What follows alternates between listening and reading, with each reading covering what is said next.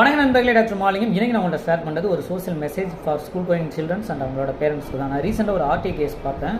ஒரு பேரண்ட் வந்து அவங்களோட குழந்தைய ஸ்கூலுக்கு போய் விட்டுட்டு அவரோட ஆஃபீஸ் போகணுங்கிறதுக்காக ரொம்ப வேகமாக போய் பைக்கில் இருந்து விழுந்து 2 பேருமே அடிபட்டு ஹாஸ்பிட்டல் அட்மிட் ஆகி இப்போ நார்மலாக இருக்காங்க. பட் இதுலேருந்து நம்ம தெரிஞ்சிக்க வேண்டியது என்னென்னா, நீங்கள் உங்கள் குழந்தைய ஸ்கூலுக்கு போகிற நேரத்தில் உங்களோட கமிட்மெண்ட் இருக்குது, உங்களோட ஆஃபீஸ் ஹவர்ஸும் அதே மாதிரி இருக்குன்னா நீங்கள் தாராளமாக உங்கள் குழந்தையோட ஸ்கூல் வேனில் அனுப்புகிறதா ரொம்ப பெட்டராக இருக்கும். இல்லை அப்படின்னா உங்கள் குழந்தையோட ஸ்கூலுக்கும் உங்களோட வீட்டுக்கும் நியரஸ்ட் பிளேஸில் சேரோட்டம் இந்த மாதிரியான விஷயங்கள்லாம் நிறைய இருக்கும். அது அரேஞ்ச் பண்ணி அவங்கள அனுப்பிச்சிட்டா உங்களுக்கு நல்லது, உங்கள் குழந்தைக்கு நல்லது, விபத்து ஏற்படாமல் நம்ம தவிர்க்க முடியும்.